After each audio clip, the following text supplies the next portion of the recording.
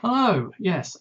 Right. I think I need to do an update on my restoration I'm doing on my G1 Ultra Magnus. I had it in mind that I wanted to do at least one update video per month on the restoration as it progresses. The problem is this month nothing's really happened with it. The plan was to go onto eBay and pick up the missing parts that I need to complete the figure. And me being me, I'm trying to do this on a budget.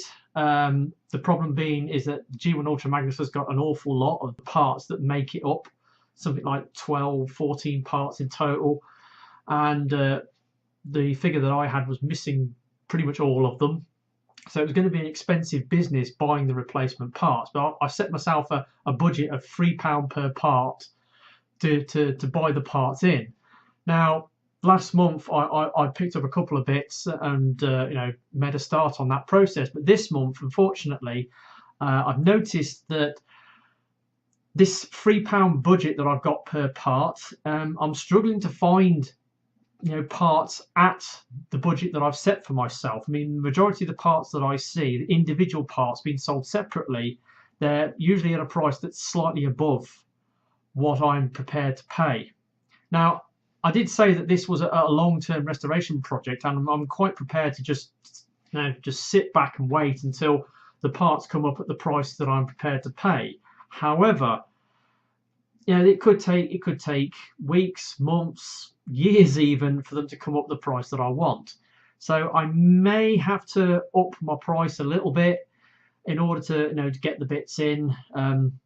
There are quite a number of individual parts that are priced at like £4 rather than £3. And when I say the price, I mean the price including the part and the postage. Because a lot of people are doing, the part for, let's say, £2.50, but then they're slapping a £1.50 postage charge on top. So then you put the two together, you get £4 part. Now, I did see the other week there was an auction that came up for 5 parts, and it was the gun, the waist piece, a missile, and 2 fists. Now, I'm not sure whether they were the fists for the small prime or the big, the Magnus toy. I'm not quite sure. But it was 5 parts in total, but it was on an auction. It wasn't a buy it now. It had a starting bid of £4.99 plus £4 postage, which was a bit steep. But anyway, I'll put a starting bid on it. But when it came towards the end of the auction, somebody outbid me, and I decided I wasn't going to chase it because I didn't want to get into a bidding war and jack the price up beyond my means. In the end, it went for, I think it was £8.50. I think it went for, with the £4 postage, which still is underneath the £15 price I would have paid for the 5 parts at £3 per part. So I still could have got it for under budget, but I let that one slip through my fingers. So I haven't actually got any parts to show you. So in order to make this update worthwhile, I had to do something. So what I've decided to do instead is make a start on the restoration of the figure, and I'm going to start by stripping down the trailer section. So I've recorded a video of me dismantling the trailer section in preparation for restoration. Basically, the trailer section, I'm going to split the restoration up into about 5 or 6 different sections. The first one being strip it down, then I'm going to remove the old decals, then I'm going to take all the plastic parts and I'm going to wash them and clean them by washing them in some warm soapy water and then drying them off. And then I've got to do some minor repairs to the way the shoulders come round and they tab into the not the chest piece. The tabs are broken, so I need to do some repairs to the shoulder tabs. So that's another job that I need to do. And then finally reassembly, and then later on down the line I will buy some repro labels and put the repro labels on. But I've just started the process. I've done this little video of me dismantling the trailer section, and I'm going to show that to you now. So in order to begin the restoration of the trailer section, obviously I've got to dismantle it, clean it and remove the old decals. So here we have trailer section is here. I've just taken some reference photographs of it with my camera so that I can see where the decals go, even though I think some of the decals are misplaced, like these ones under here. I'm not quite so sure about that. But anyway, now I need some basic tools. I've got a set of small mini screwdrivers. I've also got this, which it's a little bradawl. I've sort of ground the end into a point so that it's useful for knocking pins out, most notably this pin along here, and some pliers which I use as a hammer for knocking the pins through. So to start off with, I think we might as well just go for the pin joint from the get-go. So you can see the pin, it comes in from this way and then butts up against there. So you get the thing on there and give it a few gentle taps, and then the pin starts coming out, and then you just get the pliers and out it comes. And then you take the arm section off. So do the same on the other side.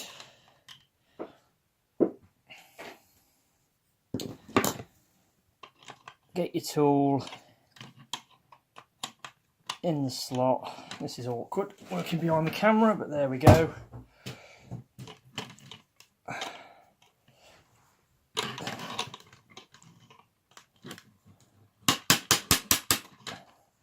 Tap, tap, tap.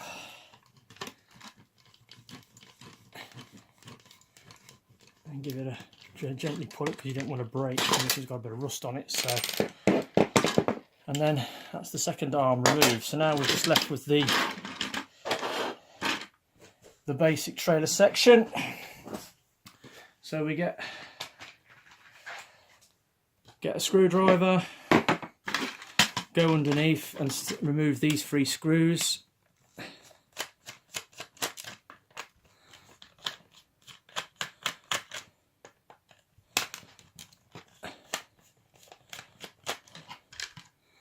Like so, and then there's some other screws down the sides here.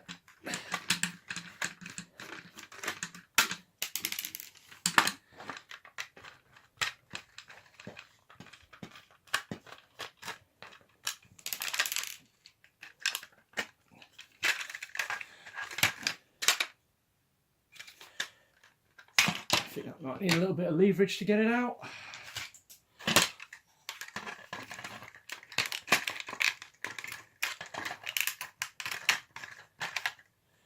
There we go, that's that piece out. And then, right, we've got a screw in there and a screw in there and a spring-loaded ratchet joint. Now,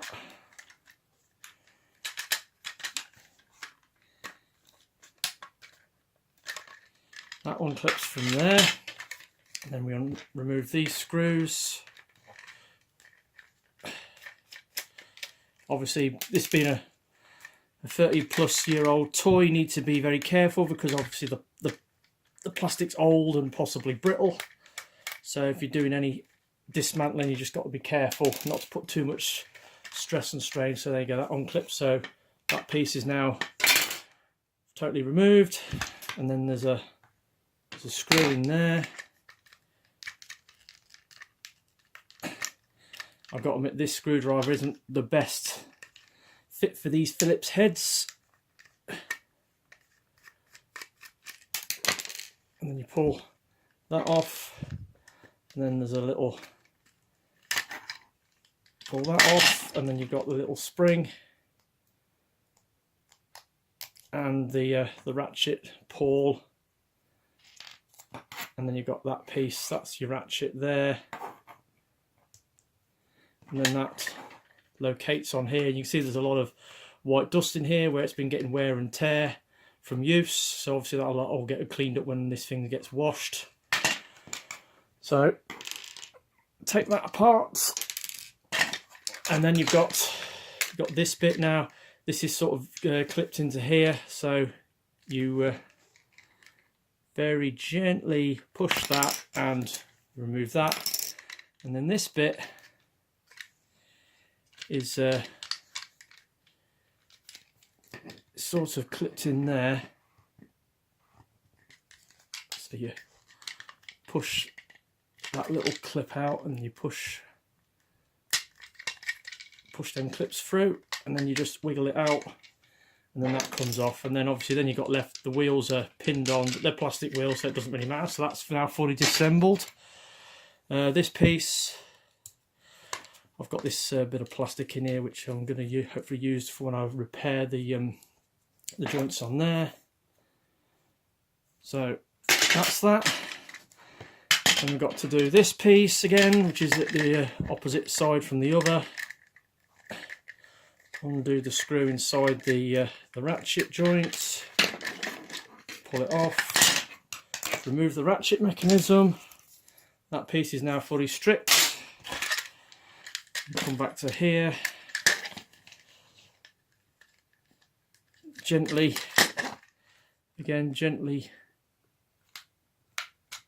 prise that off. So that's now, oh no, I've just got to remove this now. And you just got to push that pin down there and that pin up there gently. There we go. That releases that. So then we got that, and then it's just the arm pieces. Now, number of screws on these. Big one in the shoulder joint. Take that out, and obviously again there's a spring-loaded ratchet mechanism in here that you remove. So that's now fully stripped.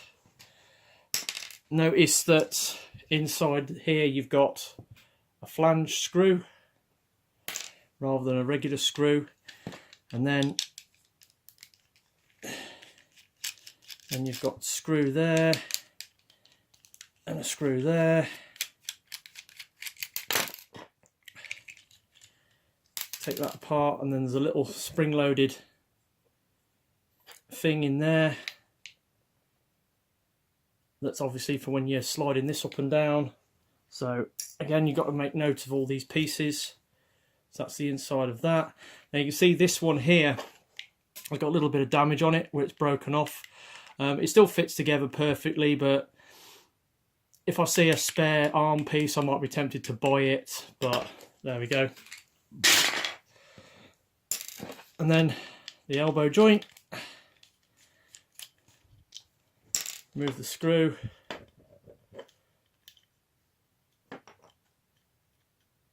Now this one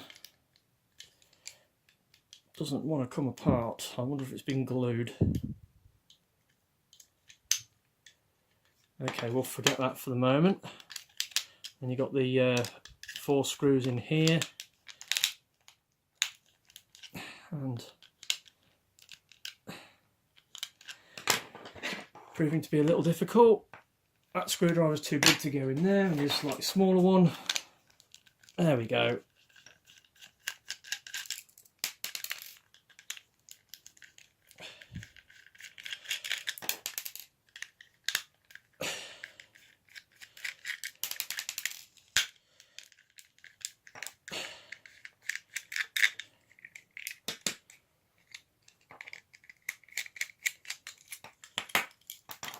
And there we go. And again, you've got a little ratchet mechanism inside, a little spring and a little plastic piece.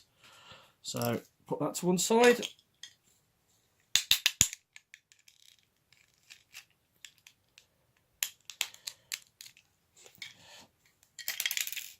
The screw being stubborn there. And yeah, for some reason this does not want to come apart. Oh, hang on, there's 2 more screws in here, that's why. I missed 2 screws there. Okay, screw.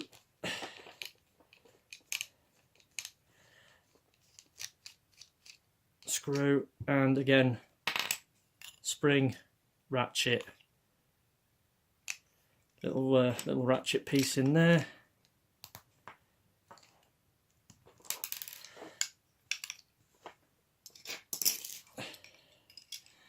And that's the arm, and then just got the final piece is remove this, which I will speed up.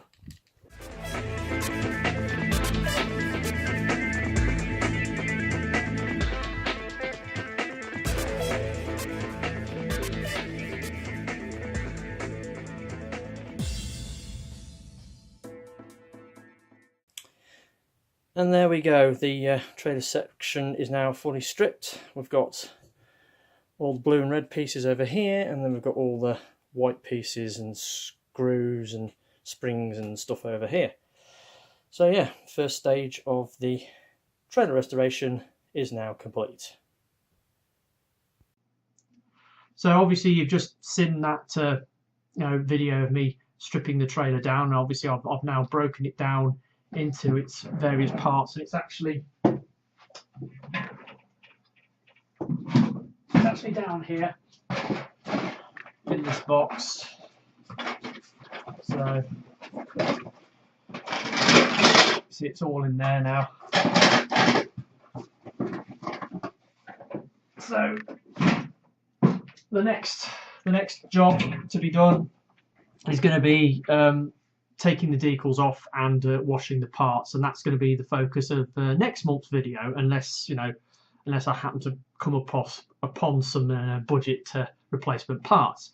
But that's all for now. Just thought I'd do an update video and get this ball rolling on this restoration. So hope you've enjoyed this video, and I will catch you all next time. Ta-da.